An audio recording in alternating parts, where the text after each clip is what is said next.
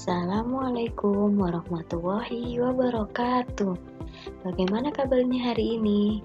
Kali ini kita akan belajar tema 6, subtema 1, pembelajaran 1 tentang makna proklamasi kemerdekaan dan upaya mempertahankan kemerdekaan Indonesia. Nah, sebelum kita masuk ke materi, di sini ada yang tahu apa arti proklamasi itu? Kata proklamasi berasal dari kata proklamasio dalam bahasa Yunani yang artinya pengumuman kepada seluruh rakyat. Pengumuman tersebut terutama pada hal-hal yang berhubungan dengan ketatanegaraan. Proklamasi kemerdekaan merupakan pengumuman kepada seluruh rakyat akan adanya kemerdekaan. Makna proklamasi kemerdekaan di sini ada 4. Yang pertama, proklamasi sebagai puncak perjuangan bangsa Indonesia. Yang kedua, proklamasi sebagai awal terbentuknya Negara Kesatuan Republik Indonesia. Yang ketiga, proklamasi kemerdekaan sebagai titik tolak perubahan hukum kolonial menjadi hukum nasional.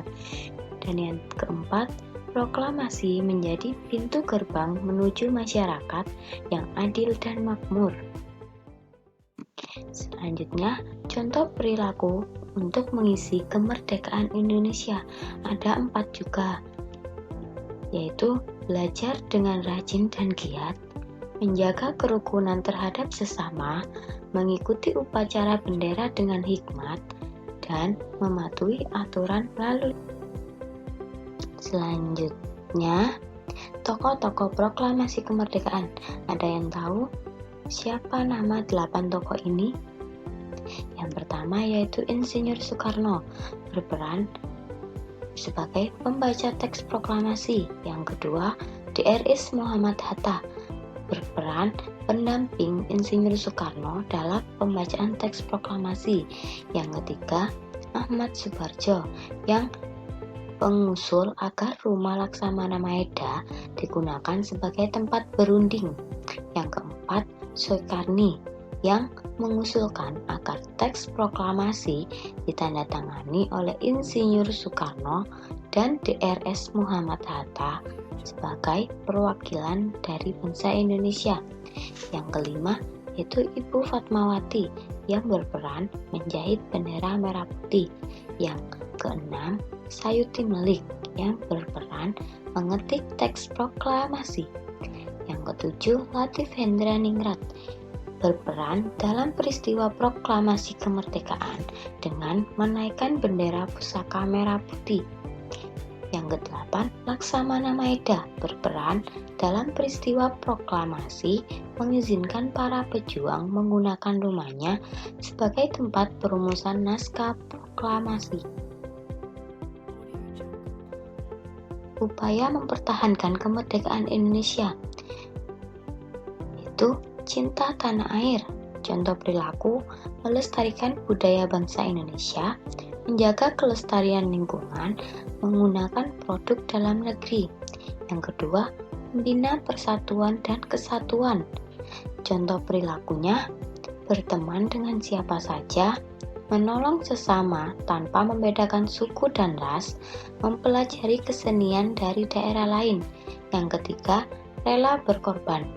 Contoh perilaku bersedia menolong sesama dengan tenaga, pikiran, dan harta. Yang keempat, mengenal berbagai pertempuran yang pernah terjadi, yaitu pertempuran Surabaya, pertempuran Ambarawa, pertempuran Bandung Lautan Api, dan pertempuran Medan Area. Ini penjabaran tentang keempat pertempuran yang tadi.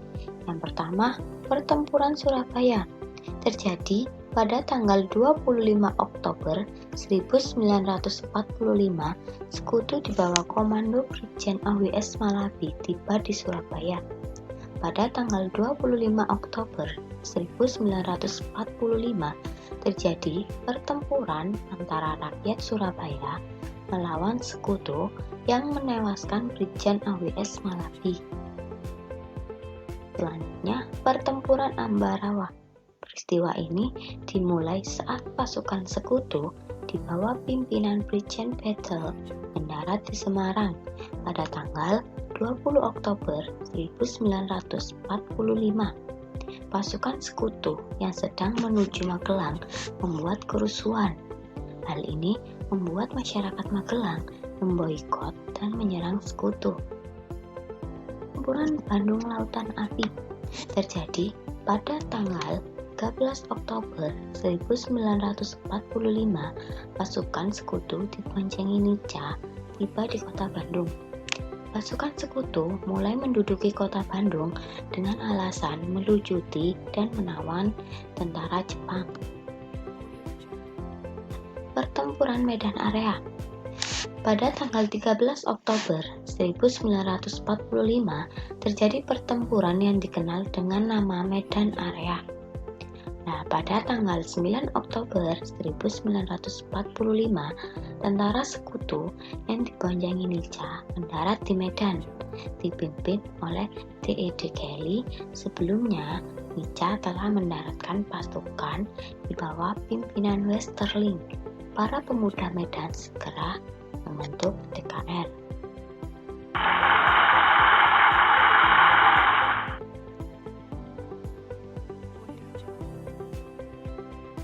Nah, itu tadi materi yang kita pelajari hari ini. Semoga materi tersebut dapat menjadi ilmu yang bermanfaat. Sekian dari saya. Wassalamualaikum warahmatullahi wabarakatuh.